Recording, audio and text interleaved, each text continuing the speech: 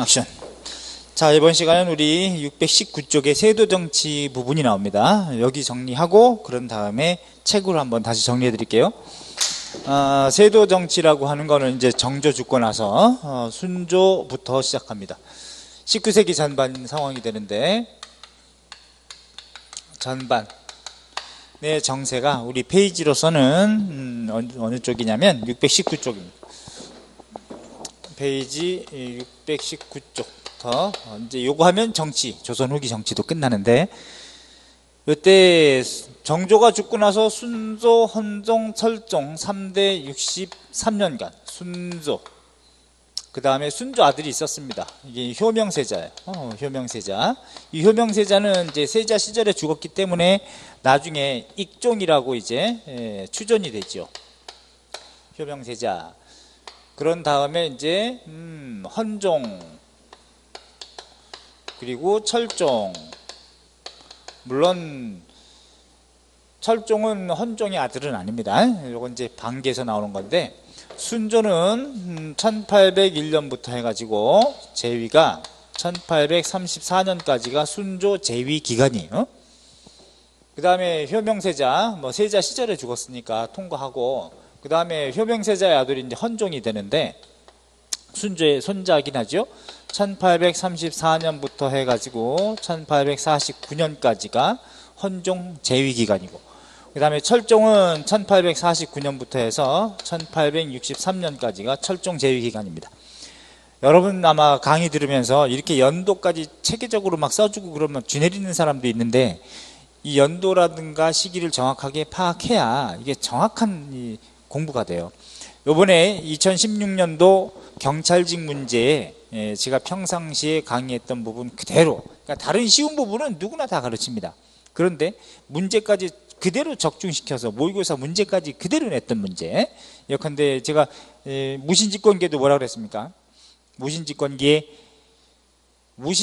내 사회변동 양상, 피지배층의 저항 순서를 시험 문제 내면 그 어려울 수 있으니까 순서대로 어떻게 알아두라 그랬느냐. 망전, 김만, 진밀, 최이. 그래서 그것조차도 어렵다. 그럼 망망이를 제일 먼저 쳐라. 그것조차도 어렵다. 그럼 맨 끝에 이연년, 그래서 망할년 이런 식으로 외우라 그랬죠. 그거 그대로 나왔습니다. 그래서 1, 2, 3, 4 이렇게 나왔을 때 1, 2번이 망이로 시작하고, 3, 4번은 다른 걸로 시작하고 해서 2연년까지 이렇게 나왔는데, 그거 그대로 순서 문제 배치하라는 거. 피지배층의 저항 순서. 요거 그대로 나왔으니까 그렇게 정확하게 정밀하게 그대로 찍어줬잖아요. 2016년 2차 경찰직 시험 문제입니다. 평상시에도 그렇듯이, 그럼 이제 이렇게 연도를 외우라는 건 아니고, 이렇게 눈으로 이렇게 아른아른 거려야 이게 어느 때 들어가 있는 거구나, 이게 와닿을 수 있어요. 어쨌든 순조는 정조가 죽고 나서 누구랑 결혼하냐면, 이 집안 자체가 왕비 집안이 안동 김씨 집안이에요. 안동 김씨, 김조순 집안, 안동 김씨 집안이고, 그런데 안동 김씨는 주로 이제 천주교에 대해 약간 관대했던 상황이 됩니다. 왜 그러냐면 정조가 남인 시파를 좀 더 중요하게 여겼기 때문에, 정조 때의 자기 아들, 곧 며느리 집안은 좀 더 정조 친위 세력인 집안이 되겠죠. 그러니까 천주교 약간 관대했던 시파 집안이거든. 그런데 효명세자 같은 경우는 누구랑 결혼하게 되냐면 풍양조씨, 조만영 집안하고 결혼합니다. 풍양조씨 집안이에요. 풍양조씨. 그러면서 이제 요 집안 자체가 이제 안동 김씨하고 서로 권력 투쟁하게 되는 거죠. 근데 효명세자가 일찍 죽었기 때문에 헌종은 다시 또 누구랑 결혼하게 되느냐. 헌종은 안동 김씨예요. 안동 김씨하고 또 이렇게 결혼하게 돼. 자, 그러면서 철종 때도 여전히 이제 안동 김씨입니다. 안동 김씨. 그래서 이런 집안이 결국은 나라 조졌던 대표적인 가문인 거죠. 그래서 세도 가문이 되는 거고, 그럼 이제 요거는 주로 벽파 쪽입니다. 벽파 쪽이고, 요거는 C파 쪽이에요. 주로 C파. 그러니까 헌종 때에 벌어진 여러 천주교 박해 사건은 풍양조 씨가 주도해서 안동 김씨 세력을 내몰기 위해서, 그래서 특히 조만영이 여기 이제 어영대장하고 그랬기 때문에 군권을 장악하고, 그러면 요 풍양조 씨 요 조대비가 계속 살아있잖아. 왜? 자기 남편은 일찍 죽어 있는데도 불구하고 자기는 이때까지 꾸역꾸역 살고 있었기 때문에, 그래서 이거 우리가 세도 정치라고 부른다. 세도 정치.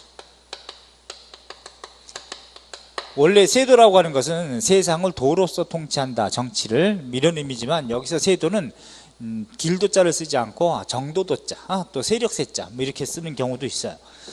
그런데 순조는 그래서 이제 정조가 일찍 승하했기 때문에 요때가 몇 살이냐면 1800년에 즉위할 당시가 11살이었기 때문에, 그러니까 순조는 11세에 즉위합니다.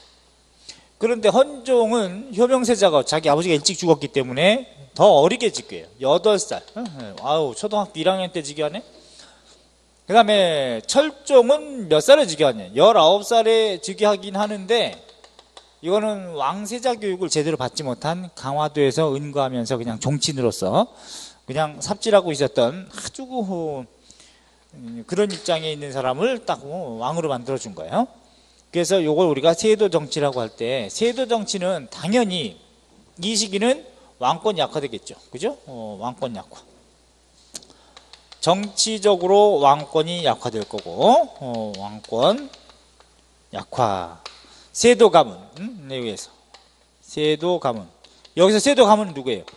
특히 노론 특정 가문을 얘기하는 건데, 이제 노론이라고도 하기도 보다는 특정 가문입니다. 세도 가문에 의해서. 그럼 세도 가문이 장악하고 있는 게 비변사예요. 비변사. 여전히 비변사를 장악하더라. 그러니까 비변사를 축소 철폐한 게 누구냐면 완전히 비변사의 도장을 녹여 없애거라. 이게 바로 흥선대원군이니까. 아직까지는 비변사 중심으로 정치가 운영되다 보니까 왕권도 약화되죠. 의정부 완전히 있으나 마나죠. 그죠? 의정부 있으나 마나다. 비변사 중심이라는 거.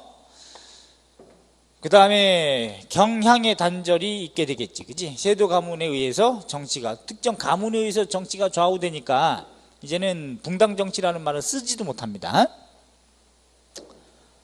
그 다음에 매관 매직 장난 아니겠죠. 그죠? 매관 매직. 매관 매과. 과거까지 사고 팔아. 매관 매과라 그래. 매관 매과. 그 다음에 경제적으로는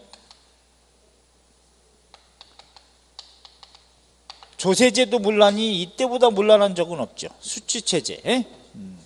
토지제도도 문란하고, 토지제도 문란. 이 토지제도가 개혁된 적은 이 시기에 없기 때문에 토지제도 문란은 결국 뭐냐, 지주전호제가 극에 달했다는 얘기죠. 지주전호제가 강화된다는 건 무슨 뜻이라고 그랬습니까? 지주는 땅이 많아지는 뜻이고, 전호는 토지가 없어서 남의 땅을 빌려 경작하는 전호농민은 숫자가 많아지거나 빚이 증가하는 그런 것을 지주전호제 강화라고 한다. 지주전호제, 소유권상으로 전호제는 겁나게 극심해지고, 여기에 수취체제도 문란하단 말이죠. 그죠? 수취체제. 수취제도도 문란한데, 그 수취제도 문란한 상황을 우리가 뭐라 그래요? 삼정의 문란이라고 부릅니다. 삼정이라는 거는 세 가지 세금 걷는 행정을 삼정이라 그래. 삼정의 문란이다. 이렇게 얘기하죠. 특히 삼정의 문란은 전정, 군정, 환곡의 문란을 얘기하는데, 전정, 군정, 군포징수 행정, 또 전세징수 행정, 환곡징수 행정, 이거 환정 혹은 환곡이라고 그럽니다. 삼정의 문란이라고 그렇지. 그지? 그런데 삼정의 문란의 원인이 어디서 있느냐면, 근본적으로 조세를 운영하는 데 있어서 총액제로 운영을 했습니다. 조세를 총액제 방식으로 걷었단 말이지. 총액제로 운영을 하더라. 요게 총액제로 운영됐던 것이 그럼 언제부터냐? 18세기부터 총액제 방식으로 운영하게 됩니다. 그럼 총액제라고 하는 게 뭐냐면, 전년 대비 경상비 들어갈 총액을 딱 세팅해 놓습니다. 이미 농촌 사회는 농민들이 다 토지가 없어서 떠나고 거렁뱅이 되고 유민화되고 임노동자로 도망가고 이런 사람이 많아가지고 세금 낼 사람이 없는데, 양반들은 다 세금 다 빠지고, 그러다 보면 이제 세금 낼 사람이 없는데도 불구하고 전년 대비 경상비 규모가 얼마다라고 들어갔으면 올해도 그런 농촌사회 변동 양상을 생각하지 않고 총액을 9년 단위로 할당을 합니다. 그러면 일반 9년에선 부목군현의 짱들을 우리가 수령이라고 하는데, 수령들은 반드시 세금을 걷어야지 근무평가가 이루어지고, 그 근무평가가 유지돼야 자기 관직이 계속 묶여 있을 수 있죠. 하기 때문에 반드시 걷어만 해야 되는 그런 상황이 오는데, 그런데 6개 고을에서 만약에 세금을 걷지 못하면 그러면 파직당합니다. 수령도. 그래서 이걸 9년 단위로 또 이제 백성들한테 이제 할당을 또 해야 되기 때문에 총액제 방식으로 운영했던 것이 근본적인 요인이 되는데, 그럼 전정에서의 총액제를 우리가 뭐라고 하느냐면은 비총제라 그래요. 비총제. 비총제는 다른 말로 결총제라 그래가지고 토지의 총액을 다 묶는다는 결총제. 토지 결수에 전년 대비 총액을 할당한다. 그 다음에 군정의 폐단을 군총제라 그래. 군총제. 군정의 총액제를 군포 총액을 할당하는 겁니다. 그러니까 실제로 이 시기에 내야 할 군포를 내야 할 사람이 30만 명밖에 없는데 60만 피를 할당합니다. 그럼 어느 한 분야에서 지금 따블이 된 거죠. 이런 폐단이 생기는 거고, 환곡의 폐단이 가장 큰데 환정의 폐단, 이걸 우리가 환총제라 그래요. 환총제. 원래 환곡이라는 건 뭡니까? 빈민을 구제하기 위한 곡식이 환곡제도죠. 그런데 빈민을 구제하기 위한 곡식이어야만 하는데 이걸 빌려주고 이자를 받고 그 이자 가지고 국가 재정의 3분의 1을 충당했단 말이에요. 그러면 고리대 국가가 돼버린 겁니다. 살 수 있겠습니까? 못 살죠. 그러니까 이거는 단순히 수령의 개인적인 비리가 아니라 구조적인 문제가 된다. 그럼 여기서 시험 문제 어떻게 내느냐? 조세를 총액제 방식으로 운영했던 게 언제부터냐? 조선 초기부터다. 그럼 땡, 틀립니다. 언제부터? 18세기부터 총액제 방식으로 운영됐고 19세기에 극심한 문란한 현상이 아주 극에 달했다. 이렇게 생각을 하셔야 돼. 일단 이게 근본적인 원인이고 삼정의 문란은 그래서 나오는구나. 이렇게 알아두시고, 사회적으로도 굉장히 어떤 문제가 생기느냐. 사회적으로도 내후 외환에 또 시달립니다. 서세 동점의 상황이 또 대외적으로도 전개되고, 신분제가 완전히 해체되어 가는 상황이 된다. 물론 신분제도가 제도상으로 폐지되는 것은 1894년 가보 1차 개혁 때지만, 그 다음에 대외적으로도 어떤 부분이 있느냐. 대외적으로 서세 동점의 상황이 전개되더라. 서세 동점은 무슨 뜻이에요? 서양 세력이 동양을 점령한다는 뜻이죠. 그래서 서세 동점의 상황에서 이양선이 출몰하는 경향이 있더라. 다를리 모양양 배선, 우리랑 모양이 다른 배라는 뜻입니다. 우리는 여전히 황포 돛담배죠. 그냥 노저어야 가고 바람이 불어야 좀 이렇게 옮겨가는 이런 형태인데, 서양의 배는 이미 증기선입니다. 하기 때문에 증기선은 방구 한 번 끼면 끼면 그냥 100m가 와우 황당하네. 이래서 황당선이라고도 불렀어. 황당선 이렇게도 불렀거든. 그러니까 사회가 불안에 떨겠죠. 그죠? 사회 불안에 떤다. 근데 아직은 1830년대는 중국을 통해서 왔다리 갔다리 한 이양선은 있어도 적극적으로 통상을 요구하는 단계까지는 아니었습니다. 근데 언제 통상을 요구하게 되느냐? 1860년대에 가서 적극적으로 통상을 요구하면서 우리 연근해에 이제는 영역 영해를 쳐들어오게 되는 거죠. 자, 여기 이제 세도정치 시기에 해당되는 내용이다. 자, 그래서 세도정치 시기에는 삼정의 문란이 극에 달했기 때문에 우리 린민들은 어떻게 저항했는지 그것도 아셔야 되겠지. 이런 상황에서 우리 린민은 일단 살아야 되니까 크게 소극적인 대응도 있고 적극적인 대응도 있습니다. 첫째, 소극적인 대응. 소극적인 대응 방식이라고 하는 거는 항조라든가, 항조는 쌀 내는 거 저항하는 거, 항조. 그 다음에 거세. 거세라는 거는 여러분 커팅 아닙니다. 이건 세금 거부를 얘기하는 거예요. 항조, 거세 또는 피역. 야, 삽 들고 나와. 그러면 이런 하고서 안 가. 이제 역을 피한다. 이게 피역. 그 다음에 심지어는 유리. 그래 어차피 못 살고 땅도 없는 거 도망가자. 유리, 유망. 농토에서 이탈하는 걸 유리라고 하죠. 그래서 망하는 걸 유망이라고 하죠. 뭐 이런 경우가 많고, 그 다음에 조금 더 이거보다는 좀 적극적으로 개기는 경우가 벽서는 벽에 낙서하는 겁니다. 사또 비방하는 거죠. 우리 사또 개새 이런 식으로 써놓는 걸 벽에 낙서한다. 오늘날 말하면은 대자보 붙인다 이런 개념하고 비슷하죠. 벽서, 그 다음에 괴서라고 하는 거는 아주 비방하는 글을 걸어두는 것, 이게 이제 괴서라고 하는 거예요. 걸 괴자입니다. 여러분 궤도라는 말 여러분 요즘은 잘 안 쓰지만 궤도라고 이렇게 걸어두면서 설명하는 글이 있습니다. 벽서, 괴서 이것도 있고 좀 더 앙증맞은 것도 있어. 산호가 있습니다. 산호라는 것은 산 위에 가서 부르짖는다는 뜻입니다. 막 욕하는 거예요. 물론 밤에 가야지. 낮에 갔다가는 다 걸려. 스트레스 해소죠. 야이 이렇게 욕하는 거. 여기 이제 산호라 그래. 산 위에 가서 부르짖는. 조금 더 거시기한 거는 이제 거화도 있어. 거화라고 하는 거는 횃불 들고 개기는 거죠. 횃불 들고 딱 아주 탐관오리라든가 아니면은 아주 인심이 안 좋은 부잣집에 가가지고 곡식을 내놓으시오 딱 그래.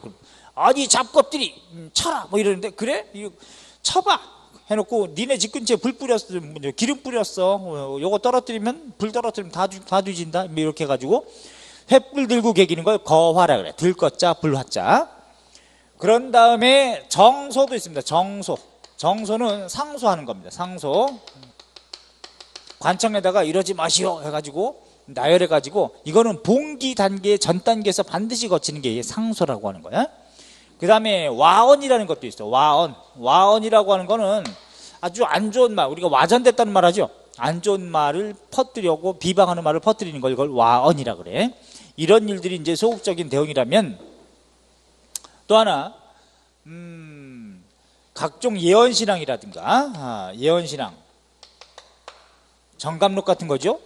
정감록 같은 것에 의지하고 퍼뜨린다든가 또는 도참이라든가 도교 참의설이라든가 이제는 서학 같은 것이 굉장히 많이 퍼져서 삼남지방으로 퍼져서 신앙화하고 물론 정조 때도 탄압받은 경우도 있지만 그 다음에 미륵신앙에 또 의지하고 미륵신앙. 미륵이라고 하는 부처는 미래를 관장하는 부처죠. 그러니까 미래 세계에 가야만 만날 수 있는데 미리 메시아로서 내려와가지고 중생을 구제한다, 제도한다. 이게 바로 이제 미륵신앙이에요.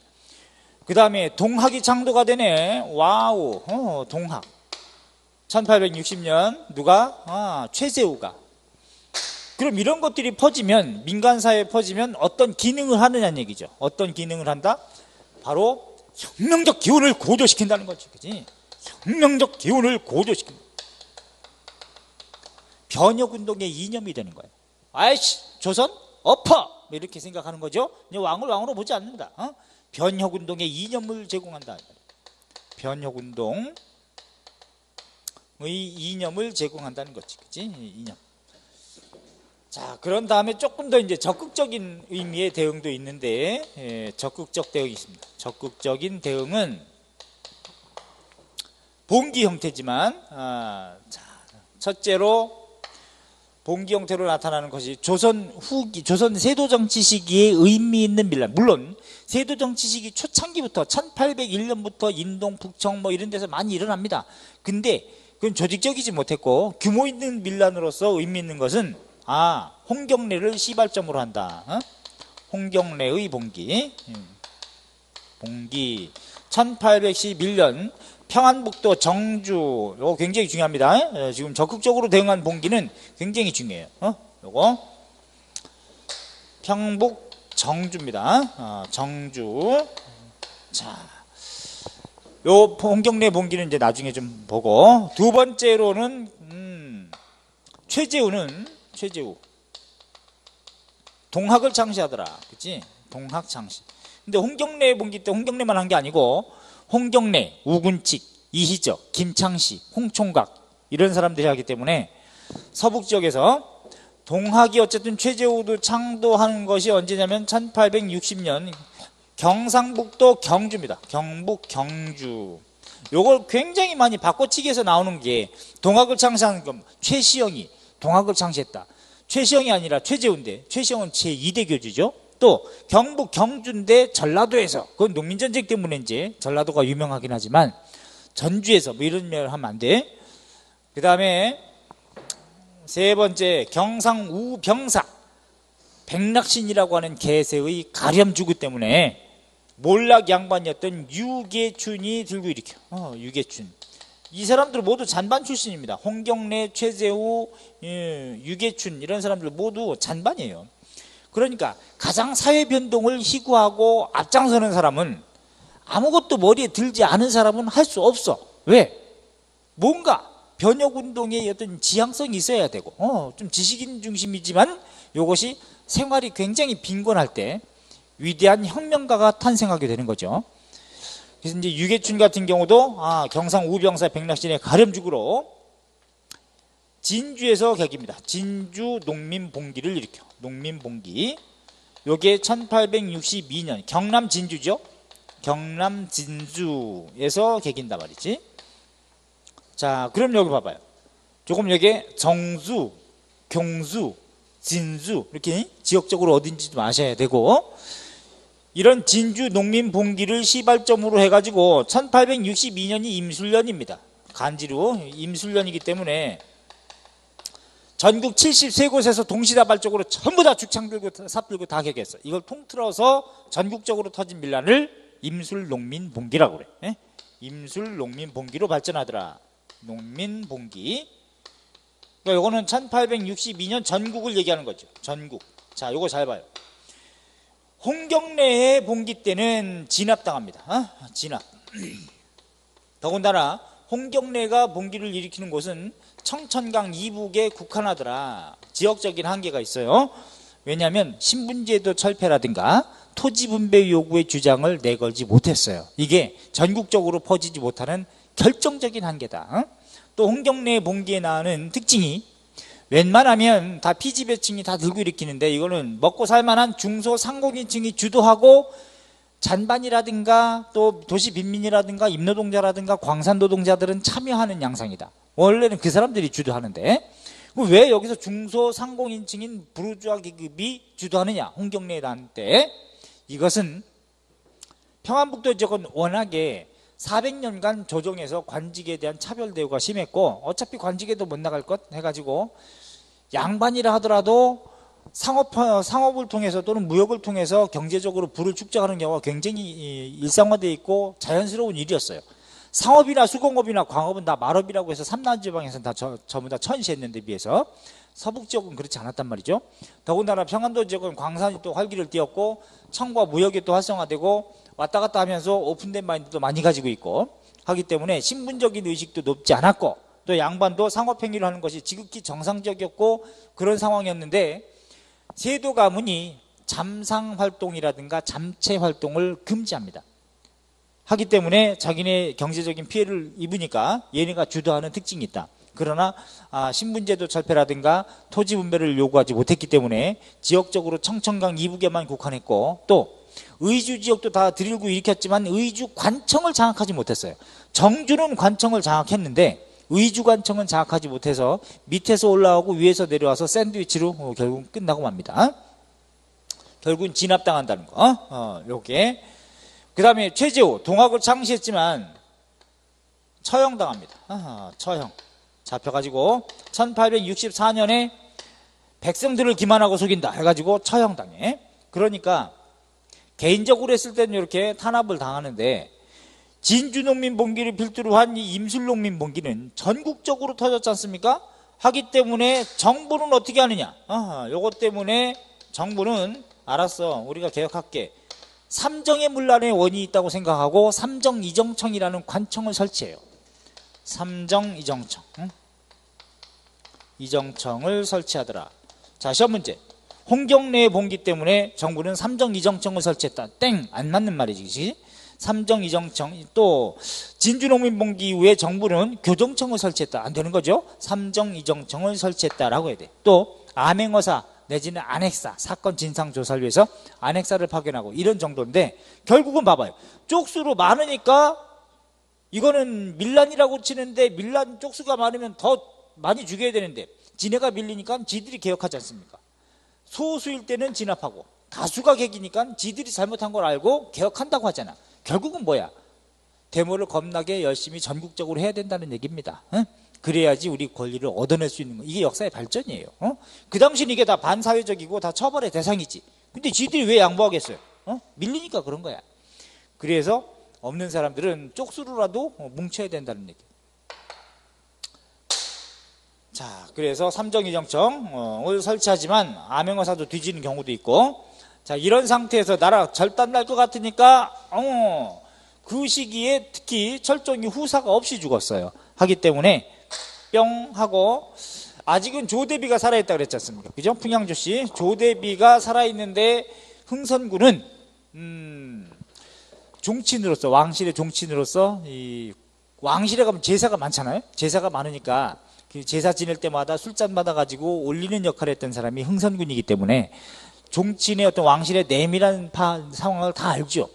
그래서 가만 보니까 이 철종이 후사가 없어. 하기 때문에 자기 큰아들도 있음에도 불구하고 흥선대원군, 그 흥선군의 아버지 무덤이 남현군묘인데, 남현군 무덤이 원래 의정부 쪽에 있었어요. 의정부. 그런데 지관을 이용해가지고 어차피 그 왕실에서 또 다른 왕이 딱 간택이 될 건데, 그 최고 결정권자는 아직은 뒷방 늙은이지만 조대비가 가장 큰 어른이니까, 대왕대비니까 이 사람이 이제 교지를 내려야만 하는 것이고, 그래서 이제 갈 때마다 조대비하고 이제 친하게 지냅니다. 그래서 이 마마께서 빨리 수렴 청정을 좀 하시고 해야 할 텐데, 이 안동김씨 때문에 이거 참 문제가 크지 않습니까? 뭐 이렇게. 그럼 조대비는 아니 흥선군 나한테 이렇게 흥선군이 개념이 있구먼 해가지고 또 이렇게 둘이 친해. 그런 가운데 지관을 이용해서, 그럼 누구라도 나도 그럼 후보군이 될 수 있으니까, 종실이니까 지관을 이용해서 딱 풍수적으로 자기 아버지 무덤을 이장하려고 그래요. 그래서 택질합니다. 근데 그 지관이 그래. 나으리 천하에 명혈이 두 곳이 있는데, 하나는 당시 발복하며 당시에 발복을 하고 2대에 걸쳐서 천자지지터가 있습니다. 2대에 걸쳐서 천자가 탄생할 곳이 있습니다. 또 한 곳은 어디냐? 이 당시 발복은 없지만 부귀영화가 끊이지 않을 곳이 있습니다. 부귀영화가 아주 좋은 곳이 있습니다. 천자는 나오지 않습니다. 그래? 그럼 당연히 2대 천자지지터로 택지하라. 딱 했는데, 그 어디냐? 했더니 이런, 근데 위치가 좀 멀어. 저기 충청남도의 덕숭산, 지금의 덕산 스파월드 있는데, 여기에 딱 그 혈자리가 있다고. 그럼 너무 먼데 이거? 그럼 거기로 가만히 있어봐. 옮기긴 하더라도 여기가 가만히 알아보니까 절터입니다. 절이 가지고 있던 소유지야. 그래서 흥선군은 철종 죽기 10여 년 전에 이걸 이장하기 위해서 안동김씨 세도 가문이지 않습니까? 세도 가문에 거기에 로비를 해요. 명나라 황제에게서 받았던 벼루가 있었는데, 그 벼루 같은 거를 왕실의 보물이었는데 요거를 갖다 먹이고 가서 저 우리 아버지 그 좀 묘를 좀 이장해야 되는데 너무 멀어가지고 좀 이장해야 되는데 좀 절이 가지고 있는 땅이니까 절을 좀 옮겨주시면 어떻습니까? 로비해가지고. 그래서 안동김씨 집안에서 명령을 내려가지고 관찰사한테, 그래서 절을 옮기게 하고 거기를 무덤을 쓰게 합니다. 그리고 나서 워낙에 명당터기 때문에 여기 남현군 딱 이장하고 두껍게 회벽을 쳤어요. 오늘날 말하면 시멘트 콘크리트지 뭐. 회벽을 치고 그 위에 철근도 좀 녹이고 여기에 흙을 덮고 봉분을 이렇게 딱 엎은 거야. 때를 심고. 워낙에 명당이니까. 원래 또 명당이 되려면 따뜻해야 됩니다. 거기 또 스파월드가 나오잖아요. 따뜻하게 온천이. 그런 다음에 이 무덤을 쓰고 1년 후에 아들을 생산합니다. 그 아들이 바로 이 명복이야. 그 명복이가 바로 고종이 되는 겁니다. 자기 또 명복이보다 형이 있습니다. 그러니까 흥선대원군의 큰아들도 있습니다. 근데 둘째 아들이죠. 그러면 무덤을 쓰고 그 다음에 태어난 애가 바로 발복을 받는 거야. 무덤에 어떤 복을 받는다고 해석을 해. 그러니까 그러면 요놈이 바로 발복으로 태어난 놈이구나, 이제 이 생각을 하는 거죠. 그래 놓고 철종이 딱 후사 없이 죽었는데 풍양조씨 조대비한테 그러는 거야. 평소에 지나게 해놓고 제 아들놈이 지금 12살이온데 12세인데 요놈이 좀 왕이 되면 이 대왕대비께서 수렴청정도 하실 수 있고 정사에 관여하실 수 있으면서 또 조씨 집안이 또 높아질 것 같습니다. 그랬더니 그래 흥선군이 아주 바른 생각을 했구먼 해가지고 이제 뭐라고 하냐 교지를 반포해. 다음 국왕은 흥선군의 이자 둘째 아들 명복으로 왕으로 삼노라 이렇게 국왕 이제 교지를 딱 반포해. 그래가지고 이제 이 사람이 왕이 되고 고종이 그런 다음에 아버지가 그 흥선군이 섭정하게 됩니다. 물론 대원군이라는 거는 아버지 왕의 아버지를 대원군이라고 부르는데 살아있을 때 대원군이라고 칭호를 받은 사람은 흥선대원군밖에 없어요. 조선 왕조상. 나머지는 다 죽은 뒤에 이제 아버지는 죽고 나중에 왕이 되고 해가지고 추전돼 가지고 대원군이라고 부르는 경우인데 살아있을 때는 흥선대원군밖에 없습니다. 그래놓고 조대비는 흥선대원군한테 모든 권한을 많이 주고 섭정하게 만들어. 정사에 관여하게. 그러니까 성인이 되는 때까지 그 20살이 될 때까지 섭정하는 게 아니라 그 넘어서까지 딱 10년간 섭정하게 되는 거죠. 자, 그러면서 이제 이거 이후에 바로 고종이 1863년부터 1873년까지는 그냥 껍데기고 요때 친정체제가 되는 겁니다. 친정. 고종이 친히 정치하는, 왜? 22살이 됐으니까 쭉 되는 거고 1907년까지가 고종 치세고 그 다음에 이제 순종 1907년부터 10년까지가 순종 치세가 되죠. 그러나 실권은 요 시기까지는 누가? 고종의 아버지인 흥선대원군이 섭정하더라. 흥선대원군이 섭정하는 기간 딱 10년 기간입니다. 10년 1863년부터 1873년까지. 그러면 대원군은 자기 아들이 왕입니다. 나이가 어리지. 자기 아들이 왕이니까 대원군의 정책은 크게 이런 상황 속에서 국내적으로는 어떤 정책을 쓸 것이며 대외적으로 어떤 정책을 쓸 것인지를 딱 답이 나오잖아. 국내적으로는요 봉건적 개혁을 취하더라. 그럴 수밖에 없지. 봉건적인 개혁이다. 근대적인 개혁이 아니야. 봉건적 개혁이다. 봉건적 개혁이라고 하는 건 크게 세 가지. 항상 첫째, 무조건 정치적으로 왕권 강화입니다. 자기 아들이 왕인데 왕권 강화. 그럼 왕권 강화를 위한 구체적인 조치가 또 따라오겠죠. 경복궁을 중건해서 왕실의 권위를 높인다. 또 대전 회통 육전 조례를 변천한다. 서원을 정리한다. 이런 것들은 다 왕권 강화. 노론 서론 남인 북인 골고루 쓴다. 또 노론을 낮추고 남인을 높인다. 이런 것들은 다 왕권 강화의 조치죠. 비변사를 철폐한다. 이것도 왕권 강화 조치고. 그 다음에 두 번째는 경제적으로 재정 강화입니다. 재정을 강화시킨다는 거죠. 그럼 재정을 강화하기 위해서 당백제를 남발한다. 물론 악화가 됐지만 또는 은결을 세출한다. 또는 흥선대원군은 재정 강화를 위해서 또 어떤 것 씁니까? 호포제를 실시한다. 그치? 서원 정리는 재정도 되고 왕권도 됩니다. 서원한테는 경제적인 지원이 굉장히 많았기 때문에 서원 철폐령. 그래서 600여 개가 넘는 서원을 철폐한다. 47개만 남겨놓고 그 다음에 세 번째는 단 그럼에도 불구하고 경제 재정 강화임에도 불구하고 토지 개혁은 있다 없다? 없다. 그러니까 농민들에게 가장 가려운 부분을 긁어줘야 되는데 가렵다고 얘기하는데 거기를 긁지 않아주는 거지. 그 다음에 사회적으로는 재정은 누가 냅니까? 백성들이 내죠. 그러니까 민생 강화야. 민생 안정 이런 조치인데 민생 안정 조치는 별로 안 하죠. 의복을 간소화한다 이런 정도 가지고는 잽도 없는 거고 택도 없는 거고. 그 다음에 대외적으로는 아까 서세동점의 상황이었지 않습니까? 서세동점의 상황에서 통상수교 거부정책을 펴더라. 통상수교를 요청했는데 거부정책을 펴더란 말이지. 그치? 이런 대원군의 통상수교 거부정책을 강력히 뒷받침했던 사상가들 우리가 뭐라 그래? 척사 세력이래. 위정척사. 개념이 뭐예요?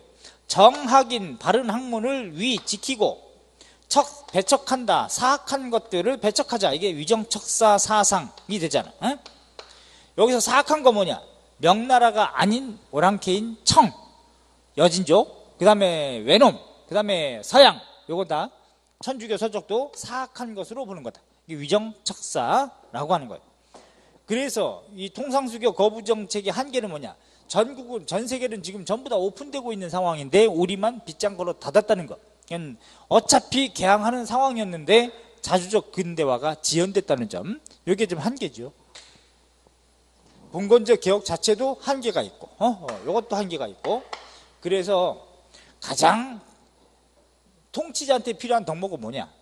전 두 가지라고 봅니다. 하나는 집권할 수 있는 정당성, 도덕성을 포함해서, 그 다음에 역사적 판단력. 그 역사적 판단력이 결여되면 작살나는 거예요. 시대적으로. 그래서 한계가 있다. 자, 요렇게 해서 세도 정치 시기까지, 또 이제 흥선대원군의 개혁 정책 이걸 훑어봤고, 근현대사 시간에 흥선대원군의 섭정 시기부터는 또 더 추가해서 볼 겁니다. 자, 그럼 우리 이제 책으로 한번 정리하고 정치 파트 끝낼게요. 책을 별표하실 부분을 얘기해드리면 596, 97쪽 요거 보셔야 되겠죠. 그래서 붕당정치 전개 과정상 선조 때 동서분당, 그 다음에 인조 이후부터 현종 때까지는 정책적 대결로 봐서 긍정적으로 기능한 걸로 본다.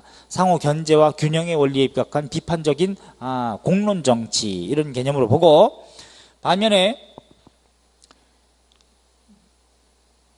숙종 때부터 이제 붕당 정치가 환국기로 변질된다는 거. 일당 전제와 경종 때까지. 그다음에 영조 정조는 탕평 정치인데, 영조 때는 완론 탕평, 완만한 세력만 쓴다는 거. 정조 때는 강할 줄자 써가지고 강하게 시시비비를 가리면서 옳고 그른 걸 가리는 줄론 탕평이라는 거. 그 다음에 세도 정치 시기로 이어가서 이때는 아예 그냥 붕당 정치라는 말을 쓸 수도 없어. 특정 가문에 의한, 안동 김씨, 풍양조 씨, 안동 김씨에 의한 비정상적인 정치 형태를 얘기하더라. 자, 그 얘기를 여기 정리해 놓은 거니까 이렇게 꼭 보시고요. 그 다음에 세도 정치 시기 598쪽 있죠. 순조, 헌종, 설종 3대 63년간인데, 특히 여러분 좀 어렵게 나오면요, 천주교 탄압에 대해서 순서대로 물어볼 가능성도 굉장히 높다. 요걸 좀 알아두십시오. 그래서 이미 정조 때는 예컨대 세 가지 박해 사건이 있었죠. 1785년도 예컨대 추저 적발 사건이 있었고, 그 다음에 1787년도에 반회 사건이 있었고, 곧 반촌에서 김석대 집에서 천주교 교리 공부하고 미사 거행하고 했던 거 걸렸던 것이고, 그 다음에 1791년도 신해 박해가 있었죠. 진산 사건이라고 하는 거. 이런 게 있었다면, 지금 세도 정치 시기에 순조 때 터진 일이 신유 박해입니다. 신유 박해. 천주교 신유 박해. 요게 1801년이죠. 이때 정약용 유백하고 황사영 백서 사건, 이거 다 신유 박해 때 있었어요. 그 다음에 헌종 때 있었던 일이 두 가지가 있습니다. 헌종 때 있었던 일이 예컨대 기해 박해가 있습니다. 기해 박해. 1839년도 기해 박해. 요거는 풍양조 씨가 안동 김씨 집안을 축출하고 자기네가 권력 잡기 위해서, 왜? 안동 김씨 집안이 천주교에 대해서 관대했던 시파란 말이야. 반면에 풍양조 씨는 벽파였기 때문에, 그래서 이 기회에 자기네가 권력을 차지하기 위해서 안동 김씨 집안, 얘네를 내몰기 위해서 천주교에 대해서 관대했다는 구실로, 물론 이 기해 박해 때는 정하상이 이제 탄압을 받기도 하고, 상, 재상, 설을 올리기도 합니다. 상, 그 재상에게 올리는 글, 이게 상, 재상, 서. 정하상을 떠올리시고, 그 다음에 1849년도에 병호 박해도 있었어요. 병호 박해. 요거는 1849년도, 1849년. 요때는 누가 탄압을 크게 받냐? 요때는 김대건 안드레아 신부 있죠? 한국인 최초 세례 신부. 여기 이제 김대건 신부인데, 김대건 신부도 사형으로 죽습니다. 요거하고, 그 다음에 고종 때, 그 뒤에 이제 고종 때 나가면 뭐가 있어요? 흥선대원군 시기에, 병인박해가 있지, 그치? 병인박해. 가장 큰 옥사입니다. 1866년이죠. 병인년에. 원래 흥선대원군은 국내에 들어와 있던 프랑스 선교사들을 이용해서 좀 도움을 받아가지고 러시아의 남진을 좀 막으려고 했어요. 그걸 니네가 좀 정치적으로 니네 나라에 가가지고 좀 중간에서 역할을 좀 해줄 수 있느냐 했더니, 선교사들이 뭐라고 하냐면 저희는 정치에 관여하지 않습니다 하고 거부를 해. 이런 가운데 중국에서도 천주교 탄압이 대대적으로 이루어졌고, 또 여론이 또 비등하고, 이런 상태에서 국내에 활동하고 있던 12명의 천주교 신부 중에서 9명을 처형해서 죽입니다. 3명이 또 튀었죠. 중국으로 가지고 요동반도에 가서 그쪽에 이미 와 있던 프랑스 로즈 함대 사령관, 프랑스 극동함대 사령관이었던 로즈한테 이 사실을 고해 바쳐요. 그래가지고 로즈는 뭐라고 하느냐, 1866년에 들어올 때 모년 모월 모일 모시에 니네 나라에 갈 테니까 니네 기다려 라고까지도 얘기해. 그래놓고 들어오는 것이 병인 양녀입니다. 물론 병인 박해 때 천주교 신부 12명 중에 9명이 처형당했을 뿐만 아니라 일반 신도들 있죠, 8천여 명 이상이 처형당해. 어마어마한 숫자죠. 이게 최대 박해 사건입니다. 그래서 신신기병병 이렇게 생각을 해주시면 되겠지. 세도정치 시기에는 신신기병병. 왜냐면 신의 박해는 이제 정조 때 있었고 그것까지 친다면 신신기병병 이렇게. 물론 신의 박해 전에 두 가지, 추조 적발 사건과 또 하나 그 명예방 사건이라고 그랬고 반회 사건도 좀 포함시킬 수도 있겠죠. 정조 때. 뭐 순서를 물어보는 경우가 있을 수 있다. 어렵게 내면 꼭 알아두세요. 이거는 평상시엔 어렵더라도 시험 직전에 별표 해놨다가 딱 일주일 전에 외워놓고 시험 보는 겁니다. 나오면 뭐 아주 좋죠. 자, 그 다음에 사료 598쪽 밑에 이조 전랑의 역할 아주 중요하다고 그랬어요. 단 이조 전랑이 가지고 있던 특권인 당하 통정권을 혁파한 사람이 누구라고? 영조 때 혁파했다. 자, 그 다음에 우리 599쪽에 양란 이후에 지배질서 재편에 광해군 일단 별표하셔야죠. 광해군. 그 다음에 인조 때는 정묘호란 6번하고 7번 정묘호란 병자호란, 특히 정묘호란 때는 형제관계, 그 다음 병자호란 때는 군신관계가 돼버렸다는 거. 그 다음에 상평통보 주조, 그 다음에 효종 때 북벌 추진, 이게 포인트가 되죠. 물론 대동법이 좀 더 확대되긴 하고 601쪽에 보면은 어떤 데 포인트를 두냐, 기역 사회경제정책에 대동법 확대 실시, 상평통보 유통, 또 농가집성, 신속의 농가집성, 이걸 농상집요 이러면 안 됩니다. 농사직설 안 되죠. 요거 그 다음에 김육이 시헌력이라고 하는 것을 또 받아들였다는 거. 그 다음에 현종 때는 뭐니 해도 예송 논쟁, 기해예송과 갑인예송 넘기시면 602쪽 요거 포인트. 기해예송은 효종이 죽었을 때 상복 문제를 자의대비가 몇 년 입어야 할 것이냐를 둘러싸고 서인 1년설, 남인 3년설, 누구 채택? 서인 1년설 채택, 송시열. 갑인예송 15년 뒤에 효종비가 죽었을 때, 곧 현종 엄마가 죽었을 때 상복을 자의대비가 또 몇 년 입어야 하느냐를 둘러싸고 서인 대공 9개월설, 남인 기년 1년설. 이때는 채택 남인이 이겼다. 1년설. 그때 남인 내부에서 청남과 탕남으로 또 나뉘었다 그랬죠. 이때까지는 정책적 대결 정도로만 본다는 얘기입니다. 갑인예송. 그래서 기해예송과 갑인예송의 특징을 잘 알아두셔야 돼. 602쪽 별표하시기 바랍니다. 숙종 때 붕당 정치가 변질되어 가면서 도채찰사부를 설치하는 것은 남인이 건의해서 자기네도 군영권을 좀 병권을 장악하기 위해서 도채찰사부를 설치하게끔 하는데, 윤휴가 자기가 좀 여기에 대장을 하려고 했었는데 오히려 숙종은 서인에게 도채찰사부 사령관직을 넘기더라, 군권을. 자, 그 다음에 경신환국, 기사환국, 갑술환국, 병신처분 정유독 때, 이런 것이 모두 숙종 때 있었던 일이다. 그 다음에 대보단, 요거는 대보단은 명나라의 황제에 대해서 제사 지내는 제단, 국가적으로 이걸 대보단이라 그래요. 존화주의 극치죠. 뭐와 더불어 송시열이 만든 만동묘, 곧 명나라 임진왜란 때 우리나라 도와줬던 신종의 사당을 충청북도 속리산 화양동 계곡에다가 세웠던 명나라 신종의 사당을 만동묘라고 한다. 그것과 더불어서 존화주의의 극치라고 보시면 돼요. 그 다음에 오른쪽에 보면 경종 때 신축옥사, 이민옥사, 요것도 보셔야 되겠죠. 자, 이중환의 택리지 별표. 그 다음에 영조 때 탕평정치 별표 2개 하십시오. 자, 나머지 다 됐고, 오른쪽에 보면은 맨 606쪽에 탕평교소가 있어요.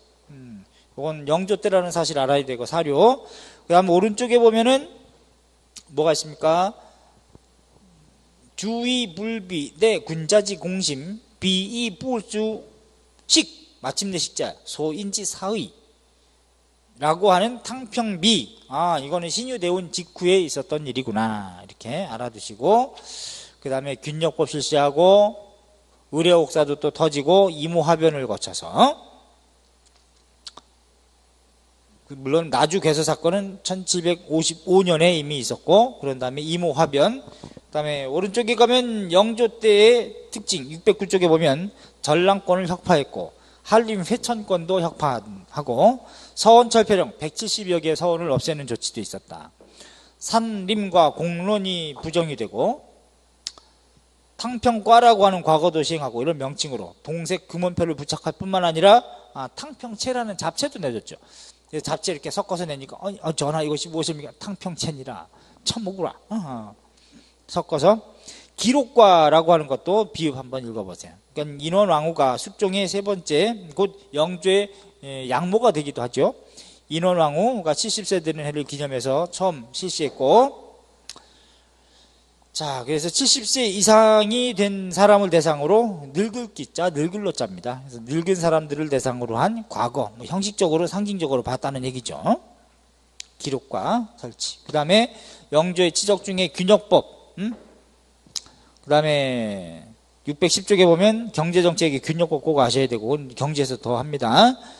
아셔야 돼. 그리고 군사제도 정비, 삼군문 도성방위체제를 구성했다는 거. 도성방위 강화. 그래서 수성절목을 만들고, 수성절목은 도성을 지키기 위한 절목, 목차를 만들고, 수성윤음, 그러기 위한 왕의 명령을 윤음이라 그래. 윤음을 내려서 방어지침을 완성했다는 것.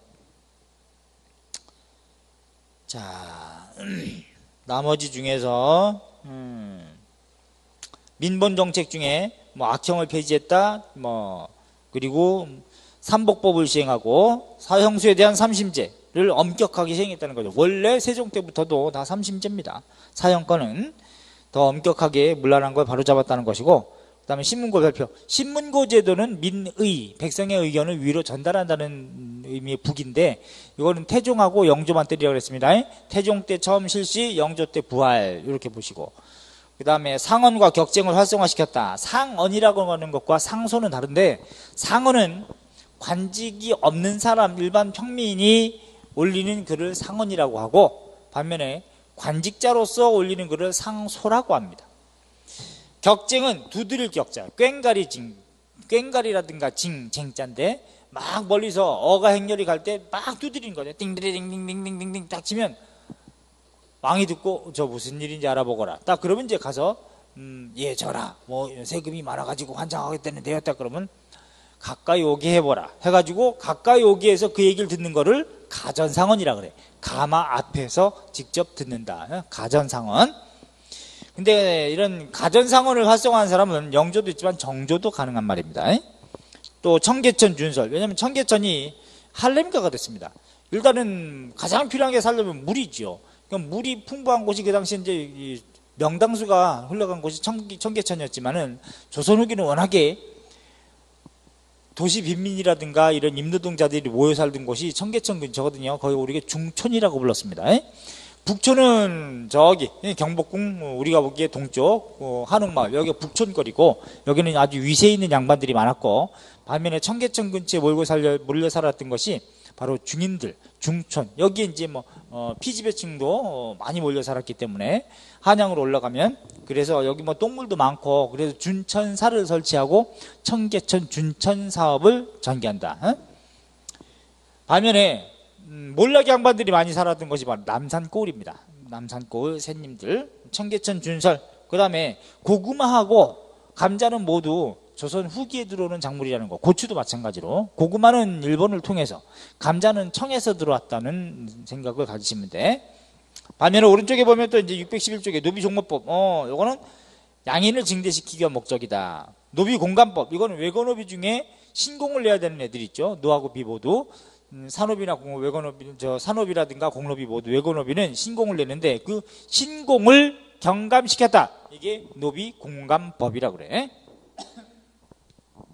서울통정법도 시행을 하고, 그래서 서자의 어떤 관리 등용을 허용하는 서울통정법을 제정해서 일시적이지만 이런 일도 전개했고, 편찬사업 이거 별표하세요. 611쪽에 동국문헌비고는 정부가 편찬한 관찬 한국학 대백과사전입니다. 근데 증정동국문헌비고는 정조 때예요. 단 증보문헌비고는 고종에서 순종 때, 곧 1903년에서 8년 사이에 증보문헌비고입니다. 그러니까 동국문헌비고는 영조 때라는 거 많이 알아요. 근데 정조 때는 증보문헌비고가 아니라 증정동국문헌비고입니다. 속속속, 속대전, 속오래의, 속병장도설 다 영조. 무원록은 법의학 지침서로 원통함이 없게 하라, 이렇게 만든 게 이제 법의학 지침서고, 단 소육전은 언제라 그랬어요? 소육전은 15세기 태종 때다. 조심하시고. 그 다음에 여지도서라고 하는 읍지도 있고 영조 때. 그 다음에 동국여지도 신경준이 제작한 우리 지도입니다. 단 동국지도라는 것도 있습니다. 정상기가 제작한 동국지도. 15세기는 세조 때 양성지가 만든 동국지도. 이거는 15세기 때의 동국지도는 과학기구인 인지의 규형을 이용한 최초의 실측 지도라면, 정상기의 영조 때 동국지도는 백리척을 사용한 최초의 축척 지도라고 다 배웠었죠? 오케이.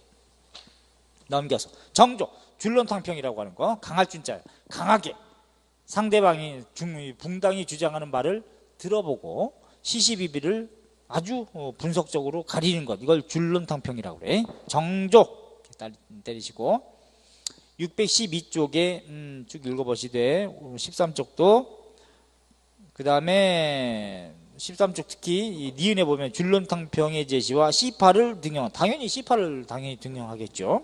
금상인 정조를 옹호하는 입장이고, 벽파는 영조, 죽은 영조지만 영조를 옹호하는 입장을 벽파라 그래. 그래서 시파가 아주 활성화됐을 때는, 득세했을 때는 체제공이라고 하는 사람이 아주 여러 재상 지고 혼자 독차지하는 시기를 독상체제라 그래. 그래서 정치적으로 체제공, 그 다음에 정책의 이반, 머리가 천재로서 유명한 이가환, 그 다음에 그걸 뒷받침할 수 있는 아주 추진력 있는 사람이 바로 정약용이었기 때문에 이 세 사람을 또 아주 총애했어. 근기 남인으로, 곧 경기도 근처, 서울 근처에 살고 있는 남인 계열의 학자들. 넘기시면은 진산사건 아까 얘기했습니다. 진산사건 1791년 시내박해에 구실이 됐던 거. 그 다음에 영남만인소, 정조 때도 영남만인소가 있었고, 문체반정, 이거는 노론 애들을 견제하기 위한 목적도 있고, 그걸 통해서 남인 시파들을 보호하기 위한 목적이 있었다. 고도의 정치적인 입장의 내용이죠. 문체반정 614쪽에. 그 다음 화성건설 1794년부터 96년까지 사도세자의 무덤을 이제 혈융원이라고 해서 크게 능력으로 조성하고, 오히려 사도세자의 무덤은 아주 꽃의 수술에 해당되는 화심처에 아주 명당에 해당돼. 정조가 죽은 다음에는 당연히 세도 가문이 정조를 좋은 곳에 묻겠습니까? 안 묻겠죠. 그래서 좋은 땅은 아닌데 사도세자 무덤은 괜찮아요. 그 다음에 여기 이응도 보니까 일단 화성 왕권 강화 차원도 되고요. 산림 무용론, 산림이라고 하는 건 소용이 없다. 군주 도통론, 이제는 군주가 예컨대 공자, 맹자, 주자, 그 다음에 이걸 통해서 우리나라에 정몽주라든가 이색 정몽주, 그 다음에 박충자, 또 조선으로 들어오면 김굉필, 정여창, 또 김숙자, 김종직, 이연적, 이황, 이런 식으로 도의 항맥이 이어졌다라고 주장했었는데, 그것이 또 서인이 짓고 났을 때는 송시열 나한테 왔다, 이런 식으로 생각했는데, 정조는 닥쳐라, 그 도학의 정통은 내가 이었느니라 라고 주장하는 사람이 바로 정조였어. 이게 군주 도통론이라고 그래. 그러니까 니들은 입 다물라 라고 하는 거죠. 그러니까 살림 인정하지 않는 거죠. 군주 도통론. 그런데 오회연교 직후에 정조가 사망하고 말더라. 자, 정조 때 규장각, 맨 아래 5번에 기억하라야죠. 규장각. 그래서 규장각 설치하고 여기에 검서관으로 활약한 사람이 4명의 검서관이 있죠. 물론 정약용도 규장각 검서관이었지만은 서울 출신 아니었으니까 양반이었고, 이덕무, 유득공, 박제가, 서희주, 이게 사검서관이고, 초기에 보고서 작성하여 아랬다 37살 이하의 현직 관리 중에 유능한 사람들을 뽑아가지고 재교육을 통해서 요직에 앉히는 걸 초기의 문신제. 장용영 이거는 군영체제로 좀 확대되고, 전랑의 자대권과 통청권을 또 혁파했고, 지방 통치를 위해서 수령의 권한을 오히려 강화시켰다는 점. 자, 그 다음에 정조의 치적 중에 도서, 특히 고금 도서 집성이라고 하는 청나라의 아주 방대한 책입니다. 이것이 간행됐을 때는, 청나라에서 간행됐을 때는 조선에선 영조 시기인데, 이것이 수입됐던 것은 정조 때 수입됩니다. 이거 조심하세요. 2번이나 시험에 나왔어. 고금 도서 집성이 청에서 간행될 당시의 조선의 정세, 영조 때를 물어봤던 것이고, 이것이 수입됐을 때, 그러면 정조 때를 물어보는 겁니다. 서를 또 많이 좀 규장각에 등용했고, 그 다음에 노비의 차별도 완화했고, 노비 제도를 혁파하려고 생각도 했었단 말이죠. 그러다가 죽은 거지. 신의 통공, 상업 자유화 조치면서 단 유구이전은 제외하고, 장인의 등록제도 하에 공장안이라고 하는 것이 있는데 폐지할 단계에 이르렀다. 그러니까 부역제가 다 무너진 거죠. 또 저수지 독점하지 말도록 반포한 게 재원절목을 반포하기도 하고, 편찬사업 있죠? 618쪽 증정동국문헌비고, 대전통편 무예도보 통지, 동문휘고 외교문집 규장각지, 뭐 규장이라는 말로 하면 다 정조 때라는 걸 알 수 있으니까. 홍문관지 이것도 아셔야 돼. 왜? 홍문관지 한다고 또 홍문관을 설립했던 성종 때 이러면 안 돼. 자, 탁지지, 뭐 태학지, 성균관 제도, 추관지, 추조라고 하는 것이 형조라고 그랬죠. 그러니까 형조의 관제에 대한 사례를 모아 편찬한 책이 추관지입니다. 춘관지, 원래 6조 2호 예병형 공조의 별칭이 천하, 춘하, 추동 이렇게 갑니다. 그러니까 천하, 그러니까 2조가 천조 혹은 천관이 되는 거고, 호조가 지관, 뭐 이렇게 지조, 뭐 이렇게도 부르는 거죠. 그 다음에 형조니까 춘하, 추동, 춘관 이렇게 나가는 거지, 그지? 형조. 규장전은 이것도 규장 나오면 무조건 정조 때려. 홍제는 정조의 호입니다. 홍제전서. 일성록 별표 이거 아주 중요해. 일성록은 날마다 성찰한다 하는 기록인데, 반성할 성자, 성찰할 성자입니다. 정조가 세손 때부터, 곧 영조가 할아버지 시절에 이때부터 존현각 일기라 그래가지고 썼던 일기장입니다. 일기인데, 자기가 왕이 된 뒤에는, 즉위한 다음에는 신하들한테 그날그날의 국정의 중요한 일들을 쓰게 했어요. 오케이? 일성록 알아두시고, 그 다음에 이제 정조가 1800년 5회 연교 뒤에 10일 만에 승하하고 세도 정치 시기가 전개된다 그랬죠. 반동 정치야. 여기서 619쪽엔 6번 아주 의미있게 봐서 홍경래난. 그 다음에 만기요람이라고 하는 거 순조 때 편찬된 책이다. 그 다음에 헌종 때 천주교 탄압 4번 좀 알아두시기 바랍니다. 기해박해가 이루어지고 척사 유능이 반포됐다. 사악한 것을 배척하라고 하는 유능은 왕명이에요. 철종 때 삼정의 문란이 극에 달한 상태에서 누가? 경상우병사 백낙신의 가려주기 때문에 몰락 양반 유계친이 들고 일으켰고 전국적으로 임실농민 모기가 터졌다라고 하는 것 의미있게 봐두시고, 자, 이래서 세도정치의 폐단 622쪽에 문민심서에 또 그런 말도 나오죠. 상황이 나오니까 요래서 우리 622쪽까지 조선 후기의 정치사를 정리했습니다. 특히 조선 후기는 붕당 정치 구조를 모르면 무조건 한 문제는 돈 내고 틀리러 간다고 보시면 돼. 이걸 잘 스토리식으로 이렇게 엮어드렸으니까 여러분한테 잘 그것도 잘 정리해서 좀 이해하셔야 되고, 그 다음에 이제 우리 다음 시간부터는 623쪽에 조선 봉건 후기 봉건사 해책이고 18, 19세기에 경제 파트를 또 집중적으로 공부할 거니까 623, 24쪽은 가장 좋은 책이라고 그랬죠? 요걸 한번 읽어보세요. 그래놓고 경제정책이 어떻게 바뀌는지 이것도 이미 배운 것도 있습니다. 대동법 같은 것도 배웠으니까. 토지제도는 개혁된 게 없었으니까 이걸 쭉 위주로 하고, 이런 경제구조의 변화에 따른 이제는 챕터 넘어가서 사회변동, 신분제도가 무너져가는, 해체되어가는 그런 상황을 배울 것이고, 그러고 나면 이제 문화 파트 요거 하면 이제 조선 후기도 끝나겠죠. 자, 다음 시간에 뵙도록 하겠습니다. 수고하셨습니다.